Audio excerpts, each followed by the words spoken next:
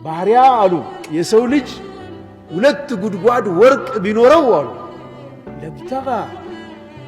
ሶስተኛ ይፈልጋል አሉ ነቢያችን ሰለላሁ ዐለይሂ ወሰለም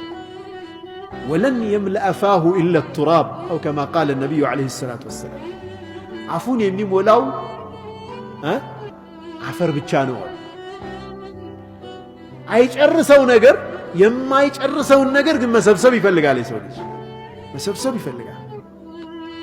ይህንን መግታት የሚችለው ቀናዓ የሚባለው ነገር አይሰራም ሙእሚን አይሰራም ማለት አይደለም ሀብታም አይሆንም ማለት አይደለም ልቡ ግን ቀናዓ ሊኖረው ይገባል ይሰራል ይለፋል ያገኛል ራሱን ይቀይራል ሌሎችን ይቀይራል ዘካውን ያወጣል ሰደቃውን ይሰጣል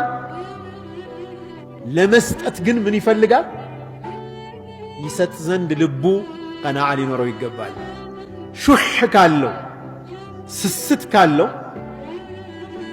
ዘካም ማውጣት አይችልም ዘካም ይከብደዋል እንኳን ሰደቃ አላሁ